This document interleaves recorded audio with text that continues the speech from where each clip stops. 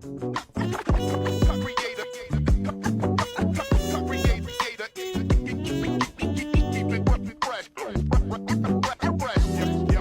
everybody, welcome back to the HIT.OR.DIE podcast with your hosts Jake Saldati and Chad Rofford. Welcome back. Glorious Tuesday. Beautiful Tuesday. Yeah, Roth, we just wrapped up a bunch of baseball over the weekend, man. In our area, you had section playoffs for the high schools. You had Fresno State hosting the Mountain West tournament, as well as all the other conference tournaments going on around the country in college baseball. And we had the selection show Monday, yesterday on Memorial Day. I hope everybody had a great weekend, safe weekend, fun weekend. It's a busy weekend, man. I'm a motorsports guy, so there's a lot of racing on. Indy 500 was awesome. NASCAR had theirs yesterday. But out the gate, before we get out the gate, make sure you're following the podcast on Twitter and Instagram at HIT.OR.DIE Podcast, on TikTok. If you're listening and don't subscribe to the YouTube channel, please head over and subscribe. And if you're watching, please hit subscribe. We appreciate it. Yeah, out the gate, scrolling through TikTok, and I saw some, USA baseball stuff. And listen, I don't want to be the ones to like knock younger. I don't even know how to say it. Right? I saw some USA baseball. It was a 12U qualifier. I'm not quite sure where it was at. Anyways, the one on like a walk-off bunt was an air ball thrown away, scored, USA wins, and I'm like, cool, USA won. And then I look at the description of the video, and it's like, oh, they won 29-28. And I thought, well, what the hell happened there? And you saw it before me, so I just want to get your thoughts on when you initially saw what that final was. Because you read the comments, and it's... I didn't even read the comments. My initial thought was like, I know people think I'm a downer and stuff, but I'm just like, No, they don't. This is how bad baseball is. Like, well, they're 12. This is supposed to be the best 12-year-olds in the country. That's what the comments were like. You're bashing. All these people were bashing. I was reading them, and for the most part, they were just like, well, this just isn't. It's just not good. Like, they're 12, they get it, but you can't, like, you can say that, oh, you're going to make fun or bash. I'm not bashing them. Where's the defense? Just like, you can't just sit there and say that a baseball score of 29-28 in 7 innings is good baseball. Yeah. Somewhere in there is some bad baseball. And so I'm like, okay, let's look a little further. It was Venezuela and the United States. And they had played earlier in the tournament, like round one, like 4th or 5th game in, I think. And that game score was 25-24. The U.S. played 9 games, went 9-0, which is awesome. And congrats. Of course, we're happy for the American teams always. But they scored double-digit runs in every single game. In 9 games, 16, 25, 14, 18, 19, 20, 10, 13, and 29, which means the offense put in some work. But there seemed to be maybe a lack of defense and pitching. I don't. You said it. Where's the defense? Where's the defense? Especially, there's only 10 errors combined. Only.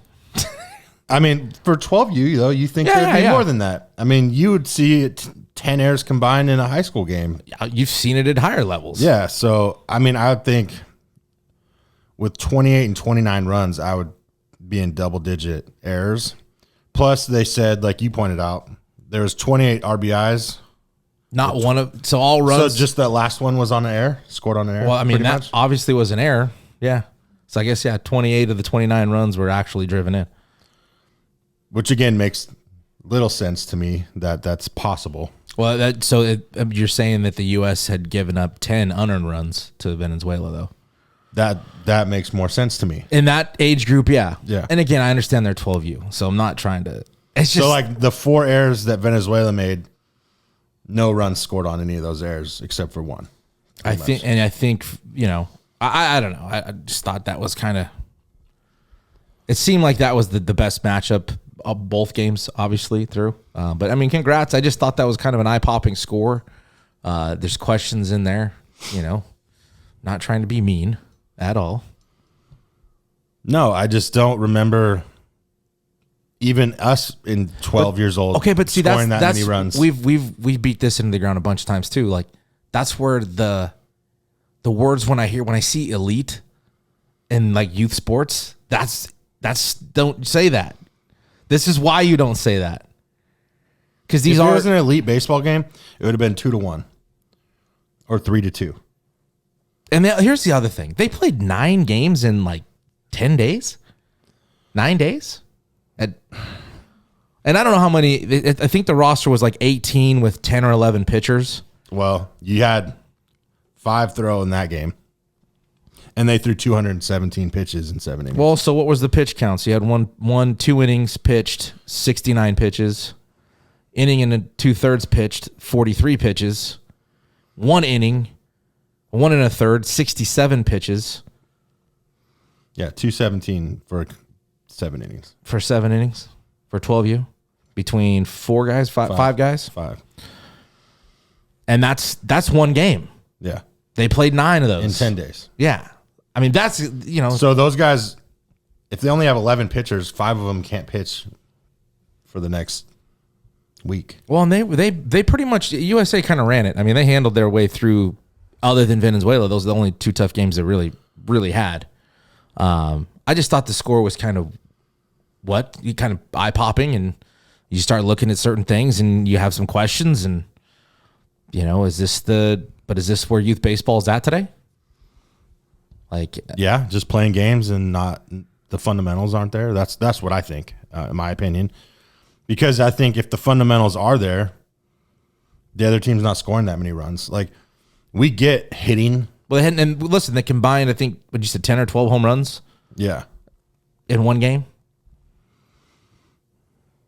I mean, that's a lot. It's a lot. I just throwing it out there.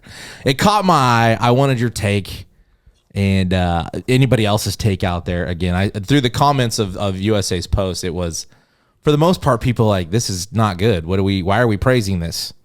That's what people were saying. Like, why are we like, congrats, you won. That's awesome. Proud of you guys. Way to get it done. At the same time, we need to take a look at this, and maybe critique some of it a little bit and figure out what can we do a little better, or why are these the numbers? I don't know. But then now you're talking about 12-year-olds, and you're a piece of shit if you do that. Well, I mean, there was an all-star tournament here this weekend in Fresno. I'm not going to mention the teams, but I talked to somebody, and they won a game and no hit the other or they tied and no hit the other team. So they tied 11-11, and one team had no hits. Yeah, I don't even know. I don't even know. I don't even want to try to figure it out. I'm not even going to try to figure that out. And then the last game they played, they had to stop the game because it was 26-5. Yeah. Well, again, you're talking about kids, so everybody's gonna come at But I asked the dad. I go, "How's that fun for the kids? How's that even fun? What do you get out of it? To score 11 runs and no hit? You get no hits. How is that fun?" Well, that's not the game. That's not how the game works. I mean, have you ever seen that at any other level, maybe from 10 and higher? Well, wasn't this last year? Wasn't there a There might have been. Now that you're gonna find an example. Well, no, wasn't there? They got no hit, but they scored 7 runs. Oh, that's right. I think it was like a high school. Yeah, that's right. A year and a half ago or something. Yeah, that did happen. It doesn't happen often. Again, I'm not questioning the effort that young kids put into the game. That's not at all what we're saying. No, I'm just saying we need to put more emphasis on developing and fundamentals and learning the game of baseball rather than just playing games. Well, they were commenting on the bats being used and like their big barrel -5s, and they're just hitting. I mean, everything in the air is gone. Yeah. So I don't know. Again, congrats. I always want to see a USA dub, but I just thought it was an interesting score. If you got any comments on it, shoot them our way again. The other big thing that took place over the weekend next to the high schools was Fresno State baseball hosted the 2023 Mountain West baseball tournament starting Thursday last week. We were lucky to be a part of a lot of the games and being there and watching. And the Dogs didn't get it done. They lose their first round game to San Jose State, win their elimination game versus San Diego State, and then fell again to San Jose on Saturday, who ultimately went on to win the Mountain West tournament, having to beat Air Force twice. They won 3 games in a span of 24 hours. They earned it. Not easy to do. And I think that people in our area, in Fresno and in the Central Valley, maybe that questioned some of the conference, those that showed up and watched that San Jose State team, or an Air Force for that matter, I think maybe realized, oh, these guys are pretty good. San Jose State could just hit. I mean, flat out hit. I mean, so did Air Force. Yeah, Air Force as well.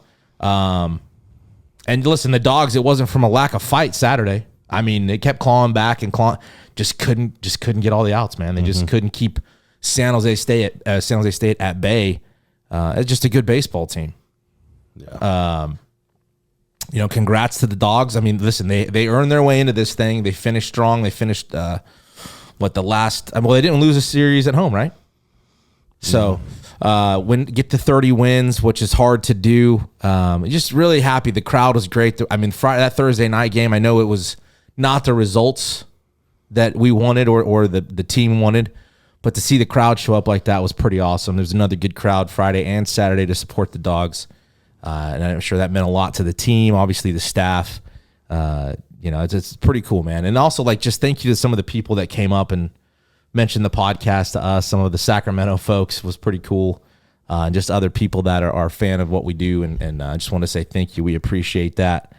Also wanted to say thanks to Ovi and the coaching staff for letting us be near the ball club all year long whenever we needed access. It was really easy to get. Also, the SID, Holly, thanks to her for helping out with the Mountain West stuff and late in the season. We'll see. We're expected to hear some news, is what I've been told this week, on the head coaching position of the Dogs baseball team. Again, we put out some stuff in our stance. You made a graphic there with standing with Obi, and I don't know if there's any more you want to say. I think the job's closed. It's probably a decision made already, but again, we are on that same path with Ovi. I don't know if you had anything else you wanted to say regarding the weekend or the games. I mean, I just think, if you came out and saw, or you were there at the end of the year and you saw how much better they were and what Ovi's done in these. I mean, he's been a head coach for 4 months, had 30 wins, gave them an opportunity to win a Mountain West title, had it at home, made the tournament. He's a Bulldog. Let's give him a shot. I mean, it's like all the boxes are kind of checked. It's funny too, because all the fans out here, they Bulldog born, Bulldog bred. I keep saying that, and I'm gonna say it. You have that. Well, and we hear it too. If that really matters, here it is. And I'll tell you this: the alumni, if Ovi does not get this, you will see Fresno State take an absolute hit with fans and alumni that are not going to support the baseball program. It's hard, and man. It's going to be worse than when Batesall got the job. Well, and so that's what I was thinking about earlier today. I'm kind of like, well, is it that if you go back to Bennett and Rupsich days, and a lot of people felt like Rupsich should have been next in line or could have been next in line, it wasn't, and Coach Batesall was hired. I don't know what transpired. I was in high school when all this went down, or just out of. And, you saw a good amount of alumni of Bennett's and Coach Rupsich and that staff, Coach Purse. I think Pappy was there at the time. They kind of broke off. And it took Batesall creating, his version of Fresno State baseball and, his legacy and his his players, throughout the years. And more started to come around from the Bennett side. And I think I saw a lot more this year in the last maybe couple of years too. And like you said with Ovi, you have that. It's the kind of the same scenario though. And I feel like maybe Ovi is that version of the Rupsich side of Bennett, with now Bates and Ovi. Is Ovi that Rupsich guy where I think a lot of people want him in there? And if he's not, are they going to, like you said, kind of reverse course? Yeah. And maybe it is. Maybe that's maybe it's not that scenario. It just kind of feels that way. Like I said, when Rupsich wasn't the guy, I think people turned their back to the program. And like, it's hard as lifelong Dog fans. I'm not going to support Fresno State, but it depending on who it is, it could take some getting used to, like anything. Swallow your pride maybe a little bit. I don't know. But I think you're right. I think some people may just be done. I don't know. I think a lot of people are going to be done. I've just been putting positive vibes out there. I don't think we got to worry about it. I think Ovi's done more than enough to show he's the right guy. And he said it, from his mouth, like, there's nobody out there, maybe other than Coach Batesel, and because he's only 4 or 5 months removed or retired. Nobody wants to win as a Bulldog more than Ovi. Nobody has more pride in that locker room for that program than Ovi. So, like you said, we have our guy in there that checks all the boxes. They said that the announcement should be coming hopefully this week. So that'd be great. Get it done, move on, and start the 2024 season with full roster, full coaching staff. Just be ready to go. So I'm excited. We'll see what happens here in the next few days. Hopefully we'll hear something to find out the path the Dogs are going to take. Again, congrats to San Jose State. Like I said, they earned it. And the respect the crowd showed after Sunday, after that game for Air Force was pretty cool, very classy. That Air Force team was extremely classy, handled it well. Again, not a fan of watching another team celebrate on that field, but anyways. The local guy did finish that game. Darren Jansen was on the mound for San Jose State. Bullard, Fresno City alum. Now they're headed. Now the brackets came out for the college baseball playoff. Lots of things to kind of put out there with it, but the one glaring thing that if you look at the map of these regionals, there's only one. We've been talking about West of Texas baseball in the college level. One regional out in Stanford, which will be Stanford, San Jose State, Texas A&M, and Cal State Fullerton. Thoughts when you saw that? Just curious. We haven't even talked about it, you and I. Play better. With you. I mean, you look at all the teams, all the good teams are. Well, we talk about like winning 30 games too. Like we brought that up with Obi. The Dogs got to 30 wins this year. And there's a handful of teams that floated around 30 wins in the tournament this year. 30. Oklahoma had 31, Penn 32, Maine 32, Arizona won 33, Florida A&M was 29 and 28. Cal State Fullerton 31, San Jose State won 31 games. So winning 30 games is an accomplishment. I know people may not think so when you look at the losses, but to win 30 is a big deal. And I just thought it's a kind of glaring, why is that? Has NIL played a role in the change of landscape? Or is it just as simple as you said, play better? I don't know. You've got 10 SEC schools in. Well, I mean, if you think about it, the kids getting recruited now, or they get to think about more stuff. You play in the Pac-12, you play in the Big West, you play in the West Coast Conference, you play in the Mountain West, you play in the WAC. One team goes, maybe two. Pac-12, maybe three. I think Pac-12 has got 5 in this year. That's a lot compared to normal. You just said SEC has 10. I have 10 schools to pick from that could possibly go to the regional. At ACC, I believe, is at 8. The Big 12 has a lot. I think there's 7 or 8. The Big 10 has more than 5. More than 5. I think out of the Power 5, the Pac-12 had the fewest at 5.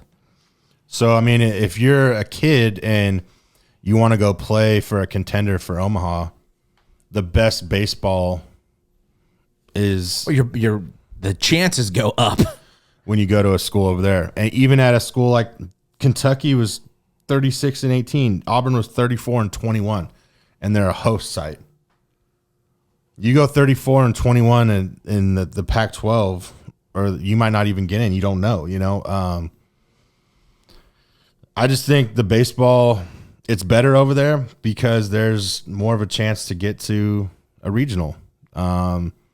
If kids stay in the Pac-12, maybe, but the Pac-12 has always been known to get screwed with a couple teams not getting in and stuff. So, I mean, well, there was a tweet out there from D1 Baseball talking about teams that, what was it, that got screwed. Irvine. Well, Tulane was the one that like everybody's, well, what were they going into the AAC tournament? They're 15-30 right there. They're 15-36.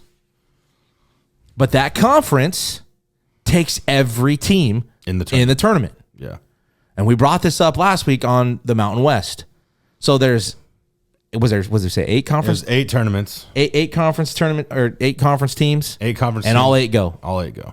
And this is what can happen if you do that. Yeah. And if the Mountain West took all 7, you could have had a New Mexico get hot. Nevada get hot. You could have had a UNLV catch a run and be the guys that host or represent the Mountain West. So I kind of don't get why they took all 8 teams. Maybe it's a money thing, I guess. I don't. Well, I mean, I don't know. It's just like,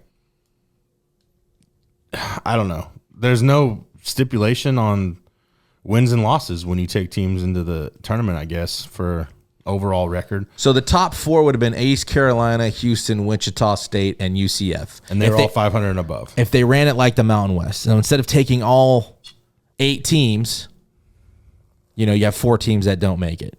Yeah. But no, they take everybody. And, Tulane caught fire. And to their credit, they won the games they needed to win. The winning the tournament's an automatic qualifier, and they won the tournament. So wasn't Ole Miss under 500 last year when they won? Yeah, well, Ole Miss. Well, I mean, Ole Miss was like weren't sure if they were last 4 in, last 4 out. I think they were the last team in. They might have been, and they went on a huge run. So it's possible. You got a 19-40 Tulane team. Yeah, but they did what they had to do. They won the tournament. Now they also have probably. I know East Carolina's in. I don't know if Houston's in or not. No, the only teams from that conference are East Carolina and Tulane. Yeah. So that's it. And that's a lucky conference right there to have 2 teams go in a mid. And East Carolina's, 41-15. The RPI was probably high enough. Like, you know what I mean? They kind of didn't have to win the tournament. Yeah.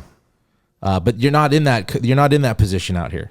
So do you think NIL, though, does play? I don't know how much of that is. I don't think we see it a lot over here. Because but it's not. I don't know how widely is it covered. You know what I mean? Media-wise. Baseball-wise, no. I think it's more covered with football and basketball.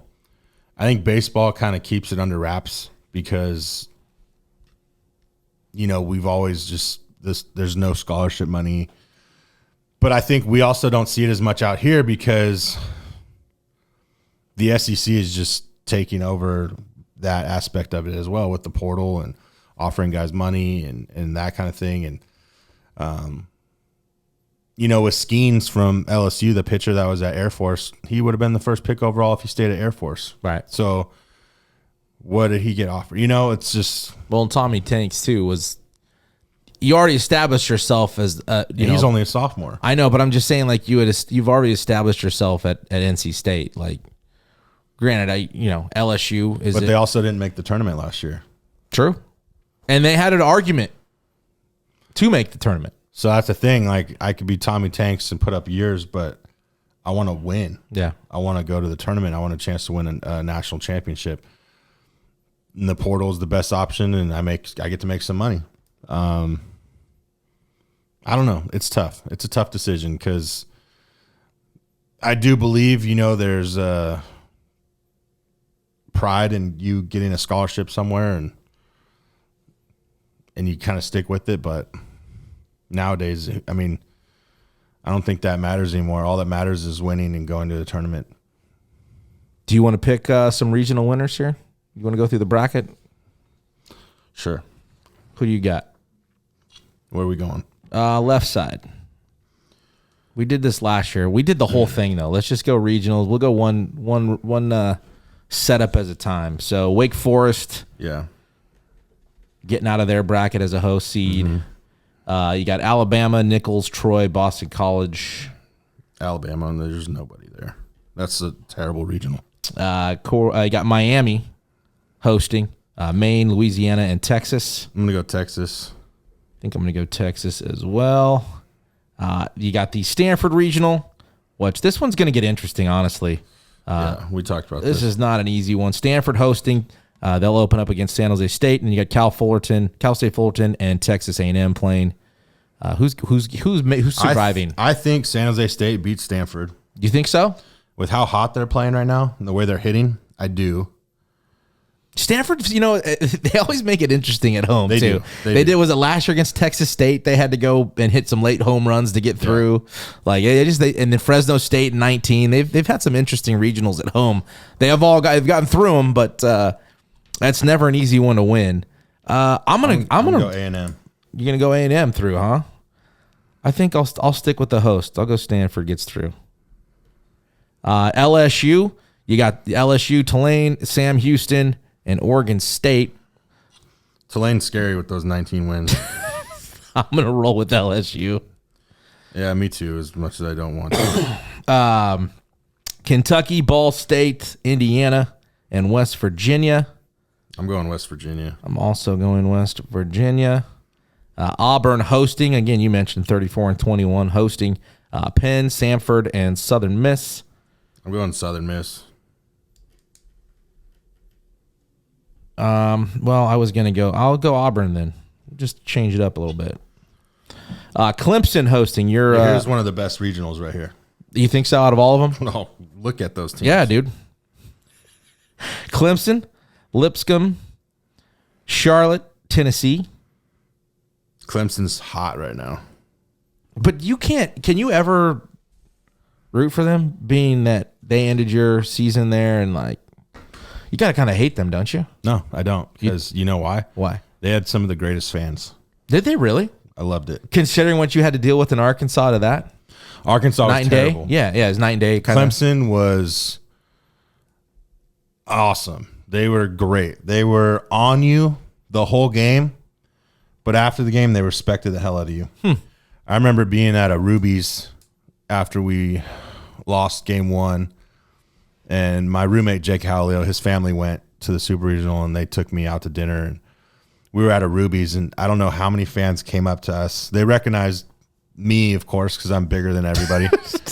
Well, I also hit a bomb that game. Yeah. They came up, and a couple people said they've never seen a ball hit that far in the stadium. And then also there are a lot of people said that they've never played a tougher team this year than us. So there's a lot of respect. And even after we lost game 2, when we were on the bus waiting, a couple of us, and by a couple of us, I mean me and my trainer, we went out and kind of walked through the fans and got some food and drinks, and people really praised how much they respect. Respected that's cool, man. That's good. I like to hear that stuff. I'm going Clemson. I'm also going Clemson. On the other side, the bracket now, you got Florida hosting Florida A&M, Texas Tech, UConn. I'll take the Gators. Yeah. South Carolina hosting Central Connecticut State, NC State, and Campbell. Honestly, man, Campbell's pretty good. I'm gonna roll Campbell. I'm South Carolina. Coastal Carolina hosting Ryder, UNC Wilmington, I believe, and Duke. I'm going to roll Coastal. I'm going to go with Duke. Virginia also hosting Army West Point, Oklahoma, and East Carolina. That's a good one. That's a good one right there. Honestly, I'm probably going to go East Carolina. That's who I wanted to go to. Go ahead, man. Do you? Yeah, I will. Vanderbilt, the Nashville Regional is Vandy, Eastern Illinois, Xavier, Oregon. Considering the Ducks are the West Coast team, they won the Pac-12 tournament. I'm going to roll with them. I'm going to go Oregon. Like, why wouldn't they be at Stanford? It's even Oregon State's a 2 seed in LSU at LSU. I mean, it's not like so the Pac-12, the Pac-12 champions a 2 seed at Vanderbilt. Yeah. Wow, that's cool, right? I mean, I don't even know how that works. Like how they decide. Like if you win your conference and you're a Power 5, maybe you should. I mean, Stanford didn't win the Pac-12. They weren't even in the championship game. It was Oregon and Arizona in the Pac-12 championship. Like Oregon had 37 wins. Kentucky had 36. Why wouldn't they get a? Well, and Stanford had 38. But that's what I'm saying. It's fine having Stanford, but why isn't Oregon a host? Why isn't Oregon a host? That should have them winning it and still having the wins should have determined that. Like Kentucky wasn't even in the final in the SEC. Like, hey, the rich get richer, dude. Right? Rich get richer. Oklahoma State. This one right here. I know all eyes on this because you guys have their number. Oklahoma State is hosting Oral Roberts, Washington, and Dallas Baptist. That's another good one. Just because, that's hard. You go for Walton, or you go your alumni. You want me to explain to you? Go ahead. I want to hear why this is going to be ORU. Go ahead. Let everybody know why. First of all, there's not one team. Well, there's only one team in the tournament with more wins than Oral Roberts. That's Wake Forest. They're 1 seed. Oral Roberts is a 4 seed. Conference winner. Conference winner. They were 23-1 in the conference, plus undefeated in the tournament. Hands down, the worst conference in the country, and I've said that numerous of times on here. But they're also 23-10 in non-conference games. They won a huge games against Oklahoma State, Arkansas, big time Power 5 schools. There's just no.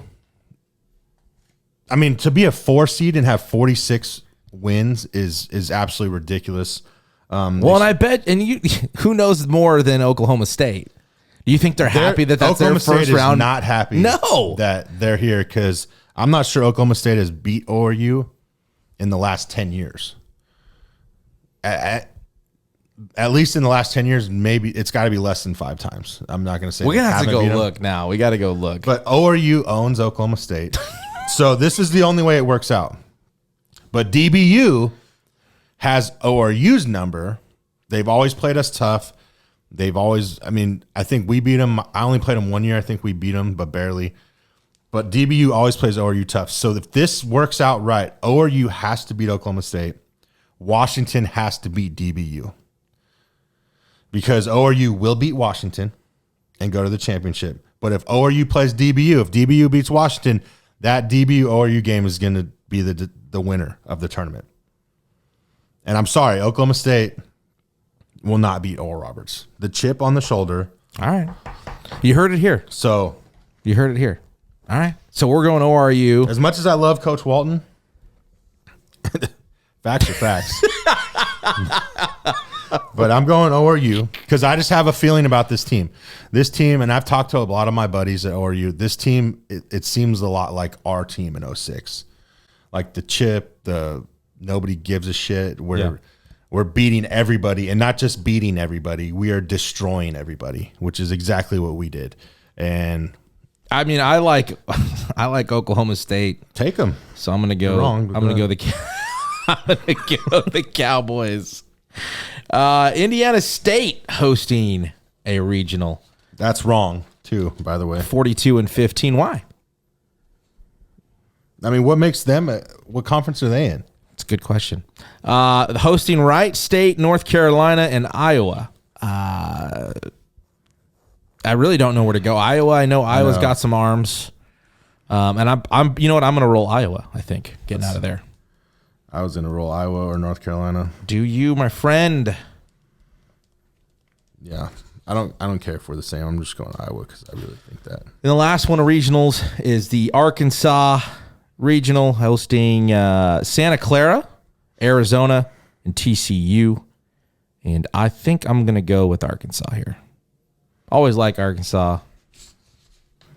I'm going to go TCU. Because they're playing good baseball. They are playing good baseball. They not only won, they absolutely demolished Oklahoma State in the final. So that's the regional round. We'll as we get into Supers, we'll do it again. there are some interesting things in there, college baseball wise, matchup wise, regional wise.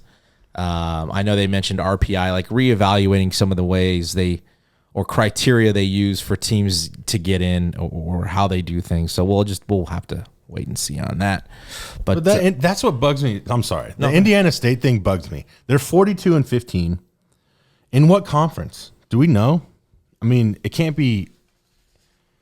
I mean, again, ORU's conference is fucking terrible. Like, I get that. But they're 46-11. And I'm not even saying to give them a 1 seed. Like, they can't even get a 3 seed? Well, yeah. Like, they're a fucking 4 seed. Indiana State's hosting. And Indiana State's hosting. I mean, where's Tulane? They're a 4 seed. They have 19 wins. But you got to put them somewhere. They're going to be a 4 seed, but they're Missouri Valley Conference. Indiana State. Who's in that one? It's got to be the second worst conference in the country. I think that's like Creighton and those. I believe it is. Exactly. The next worst conference in the country. Well, it got them a host site, so I'm not disagreeing with you. It's frustrating because I'm an alum, Yeah. I mean, we got a 3 seed, but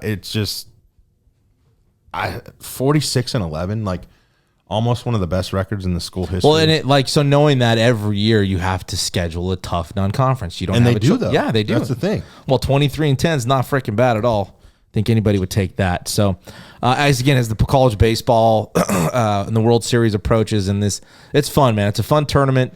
Regionals are set, going to be fun to watch. And as we get through into supers, we'll do some picks again there. And again, if you have anything to add, please hit us up. Love to talk about it.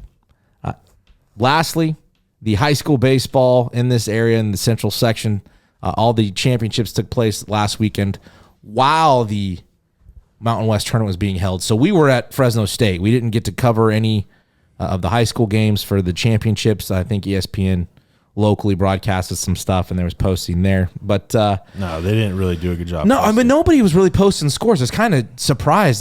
I would have to go to the CIF or just try to find other guy like Visalia Times Delta or the schools themselves. Their athletic departments weren't really up to date posting all the time, so it was kind of hard to find scores. But in Division 6, Woodlake beat Orange Cove 7-0. Fireball won D5 over East Bakersfield 4-1. The Liberty Madera Ranchos Hawks beat Emmanuel 9-5 in Division 4. D3 had a 1 versus 2 matchup. Kingsburg over Dos Palos. Looked like they had a tough finish there. I think they were leading at one point. I think it was 5-1. Yeah, Dos Palos. Kingsburg. Oh, was it? Yeah. Yeah. It's a good team, they had man. to come back. I think they did. Yeah. It's a good team. That was a good matchup. That was probably a really good game, actually. Bakersfield Christian wins D2 over Cabrillo. And the big one was Division 1 Saturday night. And in the 7th inning, a dramatic top 7, I think down to their final out, too. Was it 2 outs? I'm not sure. But Centennial hit a 3-run home run to win the division. Well, give them the lead 4-3. They went on to hold off Buchanan in the bottom half of the 7th to capture the D1 section title. Congrats to all of them. I mean, Centennial, that's pretty awesome, man. Like, I remember in 21, we had to go on the road the last 3, and that was a challenge. To come up this way, 4 times, not easy to do. Knocking off Madera as an 8 seed, going and beating the number 1 seed at Bullard, beating number 4 seed at Redwood, and couple, top draft pick here as a pitcher in Volchko. When nobody felt that they could be there or win it, they got there and won it. Again, 4-3 over Buchanan. So congrats again to all those teams and the Road Warriors of Centennial. It's pretty cool, man. That kid hit a bomb too, but that ball was clipped. So now you got state playoffs, and you got teams in NorCal and you got teams in SoCal. Representing the NorCal, Buchanan gets a 7 seed, which these games will be played today. It's Tuesday, so they'll be over after this is out. We don't have updated. we will not have the updated scores. So these games have already taken place. If you're listening, Buchanan wins 4-3. You think? You think so? I don't know. I'm just gonna throw stuff out. All right. Maybe get some Buchanan people to like me again. Maybe it's worth a shot. But Buchanan's the NorCal State playoffs. They got the 7 seed at number 2 De La Salle. Liberty Mineral Ranchos is the 4 seed in NorCal Division, I think 4. And they're in the D3. D3 hosting Oakmont. That's right. Oakmont's pretty good too. Yep. Fireball is an 8 seed and hosting Ripon Christian in the NorCal playoff. And this kind of just threw me for a loop. SoCal, the SoCal playoffs, Centennial is a 7 seed in Division 2. I don't know how that worked out. They won the Division 1 section title. They got a Division 2. Maybe because the Division 1s are better. Well, I don't. Southern California. Teams didn't go. So teams opted out. I don't know how many opted out, but weren't those teams in the open division? Don't they have an open division? I don't think they do. No, I think that's only football. It's just 1 through 5, I believe. There's not even a D6 state playoff.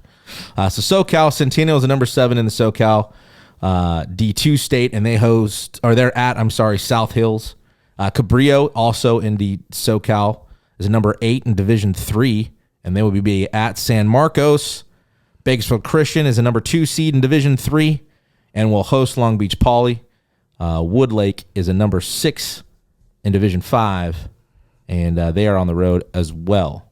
So good luck to those. Ganesha? Yeah. Good luck to those teams in the state playoffs. Pretty cool event. I think you got to win like 3 or 4 games to get there. But then I went over to preps, and I know you may not even care about this. And, well, it's really cool to have a ranking after the season. Did you see it or no? I'm just I'm reading it for the first time here, and it's been a minute. That's pretty cool. So let's rank teams after the season. It'd been a minute since I'd been up there or been over there and looked, so I was like, I'm gonna go take a glance, see if there's any funny stuff. There's usually something that'll make you chuckle on the thread, and somebody happened to make a postseason. And listen, obviously it's deliberate. We're talking about it. I just thought it was funny. They ranked the teams after the section titles had been played, or at least in Division 1. And still had Buchanan at 1, Bullard 2, Stockdale 3, your D1 champ Centennial 4, Redwood 5, and it really doesn't matter beyond that. Just thoughts when you... And listen, here's the thing. I mean, you and I both been told possibly who that person is. And they're not who they say they are on there at all. I think people would be pleasantly surprised. We're obviously not going to reveal that information, but it's no surprise they have Buchanan number 1. Wink, wink. Take that for what it's worth.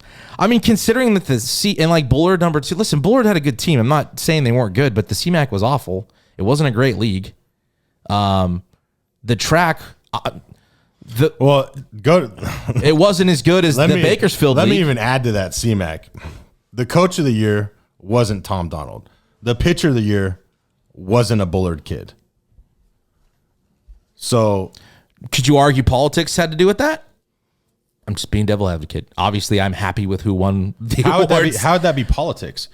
Andy took a 4-11 team to 11-4. Frankie had no playoffs to Division 1 playoffs. Yeah, and Frankie had better pitching statistics than anybody in the league. Just less wins. Which they had less wins. I thought there was an MVP. I thought there was offensive pitcher Wilson got MVP. Okay. Because I know. But Schneider pitched, right? We talk about it with Ohtani all the time. Schneider was just first team. He didn't get Player of the Year, Pitcher of the Year. So arguably the best player in the league was Trevor Wilson. I'm saying Schneider's arguably the best player. I mean, because dual. Yeah, he does. That's what I'm saying. He does what Ohtani does. That's what everybody praises Ohtani for. Mm-hmm. And he didn't get MVP or Player of the Year. So it's just kind of odd. Yeah. Anyways, I'm just saying the track wasn't as good as the Bakersfield League. No, I agree. So every team in that isn't even as good as what people think they are when they didn't even take all the awards. Well, that's what that's why I brought up the politics of it. Like, do you think that was political? People don't like Bullard for whatever reason. Same reason people don't like Buchanan, just because. No, I think. So I'm saying, are the coaches like, it's Bullard. I don't even care. I don't like them. I actually think this is the first time it was done right. Andy deserved the coach of the year because of what he did with the team he had. Yeah, I'm on board. I agree 100%. I'm sorry, Tom Donald. It was easy to go 15-0 in the CMAC with what they had to play with and who they had. I'm sorry. That's devil's advocate or not. Statistically, in the numbers, he did what they were supposed to do. Andy didn't do what they were supposed to do. They overachieved and played very well, And Frankie was the best pitcher in the league. Well, I guess, does Andy go 15-0 with that Bullard team? Yes, easily. Just curious. I was just thinking about. We've already proved that Andy's one of the best coaches in the area. No, we're biased. But we're biased. Yes, we are, and I get that. But like the Bakersfield League, the only team that wasn't in D1 playoffs in their league, Stockdale made D1, Liberty made D1, Frontier made D1, Centennial won D1, and Garces was the only team not in Division 1. Where Garces is normally a D2, D3. You had 3 teams in the track in Division 1 playoffs. So, and 3 in D2. And 3 in Division 2. Whereas that league had 0 in Division 2. Garces, I don't even know if Garces even made the playoffs. But still, to have the rest of your representatives, I think it's only a 5-team league anyways, play in Division 1. So, arguably, I guess you can say, I don't think it is. I think this year just the South Valley was better. Another year where they kind of just finished stronger than we did up here in the North Valley. I mean, I honestly, if I was ranking them after the season, Centennial would be 1, Buchanan 2, Stockdale 3, Redwood 4. Yeah. And then who cares after that? Yeah, it doesn't matter. Doesn't Bullard maybe? I don't know. So, I just thought that was funny. It's like saying like Fresno State was not number 1 in 2008. Just because they won the national title, they weren't number 1 anymore. They weren't the number 1. So that's what you're saying, basically, right? Yeah. If Buchanan's still number 1 and Centennial's 4, well, then what would Fresno State been in 08? I mean, I don't know. That's why you don't do rankings after the season. I don't like them at all. It only matters at the end who's the last team standing. That was the best team. When we were in Supers at ORU, we were ranked 19th, but there was only 16 teams left. And we weren't even ranked in the top 16. So, I mean, rankings don't matter. Well, and again, you got to, when we're ranking teams, we're not seeing teams. We're seeing wins and losses and who beat who. Yeah. That's how we're ranking teams. And when it comes to the playoffs, again, I've said it 100 times, it doesn't matter. Obviously. It doesn't matter. Look at the records. Yes, it doesn't matter. The number in front of your seating does not matter. The rankings that, that Camarillo or that Pags, I love the guys and much respect, but they don't matter. They just don't matter. We still got to go get all the outs. You still got to play the games. And again, one swing of the bat with 1 out to play in your season. You know what I mean? And you win it all. Like it can happen. I don't know. That stuff just doesn't matter. So I thought it was funny though to see the ranking after and then to see what it was. And I get it. It's we're talking about it, right? But it's wrong. And we know who you are. So stop it. Just stop. Chad, I did want to bring up some Major League Baseball stuff. Sure. Just interesting. Haven't watched anything. I haven't watched much either. But the Oakland A's are on pace to lose 131 games. That's awesome. And win 31. So, but nobody's talking about it. Like Major League Baseball is not going to, like, what do you think other owners think? Like, you're just shitting on your, and then you're going to get to move. Like, you're going to reap the benefit of tanking your team. Yeah, you'll have one of the nicest stadiums in the country. What about that club's worth $1 billion? I want to know what's worth $1 billion about the Oakland A's. I did see a meme the other day. It was the owner from Major League. Yeah. And she had the Oakland A's pin on her because, like, if you lose so many games, you get to move the team to Miami. So that's pretty funny. It was pretty good. Yeah, I just feel like there's no punishment and they're just deliberately just tanking their organization. And I can't figure out for the life of me what's worth. The thing. There's no way those players are going out there sucking on purpose. No. They're just that bad. Or they're just not ready to be where they are. I don't know. Like, I've always enjoyed watching the A's, and I don't know. Just weird to see them 31 wins and 30 and like 40 something. I don't know. On pace for 130 losses is incredible. I don't know. But I did see another story, and again, you wanted the DH. You like the universal DH. And this is from Yard Barker. Had top 10 DHs. And I only bring it up because I don't know if you're going to like a certain... I don't know if you're going to like... I'll never change my mind about the DH. Even if their batting averages are bad, even if their statistics are bad, they're going to always be better than a pitcher, period. Do you want to hear one of their top 10? Yeah. Number 10 is Frank Thomas. This is all time. Yeah, all time. Frank Thomas Number 10. was a first baseman. Again, Yard Barker is the source. I don't even know who that is. It's just a website that does stuff like this. Frank Thomas, 9. Willie Horton, 9. Don Baylor, 8. Nelson Cruz, 7. Harold Baines, 6. Paul Molitor, 5. Hal McRae, 4. Shohei Ohtani, 3. I see your face. David Ortiz, 2. And Edgar Martinez. 1. The top 2 for sure. Are you surprised to see Shohei Ohtani's name on that list? Yes. It shouldn't. He's played 4 seasons. Top DH. I mean, Babe Ruth isn't even on that list. All those players weren't just DHs, except for, Edgar and Poppy pretty much. But it's like, do you ever think there could have been, or there may have been another player that could have done the type of stuff Ohtani's doing now, but they just played in the National League? Yeah. You know what I mean? Like, there could have been a guy, right, that could absolutely rake. Yeah. But didn't have that opportunity because they were in the NL. I mean, Dontrell Willis could absolutely rake. Mad Bum was pretty good, Yes, Mad Bum could, I think, given the at-bats, but he was all or nothing. I mean, Dontrell could actually hit. I always thought Buster Posey was interesting because he threw freaking gas in college. To come close games. Yeah. He was mid-90s and raked. I mean, CC raked in high school.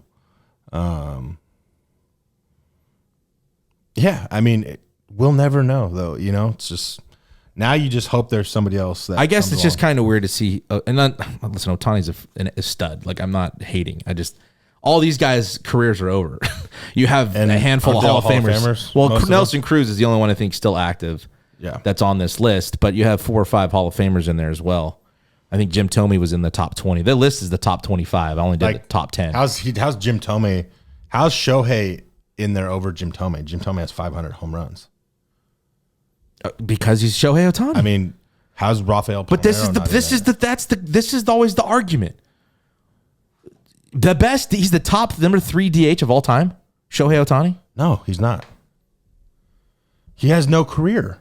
This has nothing to do with pitching, by the way. You can't argue his pitching. I know. I'm just saying people are going to say, he pitches. Well, this is the best DHs of all time, and he doesn't rank any of those. He could. He could be. But not average. He could be the number 1 by the time his career is over. Who knows? Maybe. But his career's not over. No. If he were to end his career now, he wouldn't be on that list. I like that. That's an interesting debate. That's what I'm saying. You're putting a guy on there that's had 4 years in the big leagues. You're saying if his career stopped now, he's top 3. Number 3. No. I mean, he's got a short list to climb to be number 1, and he's only 4 years in. Yeah.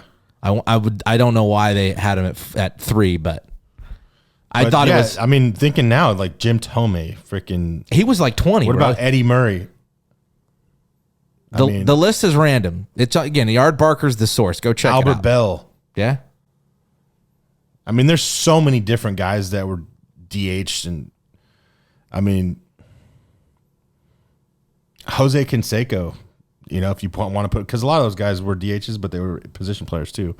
So, I mean, I think you have to have a certain amount of at-bats at a DH to even qualify. Now, does he qualify then, Shohei? Well, maybe? So Edgar Martinez, I thought I saw he had 1,400 games, like 1,403 games as a DH. I mean, you're out of 2,000, like just over, played over 2,000 games. So, nearly 3/4 of his career was as a DH. Between half and 3/4. Mm-hmm. That justifies it. I'm not saying Ohtani's not going to be. He could be the best player to ever play the game when it's all said and done. Who knows? Could be. But it's not done. But he's only been in the league for 4 years. Has it not been longer? I don't think so. I don't know. 4 or 5. I just, when I saw that name, I was like, well, now I got to read this list and get Chad's take on it. So, but yeah, lots of baseball stuff. Now that the high school's done, Fresno State's done, we'll end up, we'll start focusing more on the college postseason here and Major League Baseball. We are getting close to 200, bro. So we might have another 200 episode, maybe Bush League with the guys. We do have a guest we're trying to get lined up for next week, who's never been on Hit or Die. So we'll. Yeah, yes. Oh yeah, he has. Shit. Well, but not by himself. Not by himself. We'll say that. So hopefully we can round that up for you next week, episode 199. This is episode 198. Again, we appreciate everybody's support. It's been awesome. Again, I can't believe 200's coming. That's crazy. Go Dogs. Again, we'll keep you posted. Hopefully we'll have some news on the head coaching position at Fresno State this week. And that is another episode of Hit or Die Podcast. Hit or Die.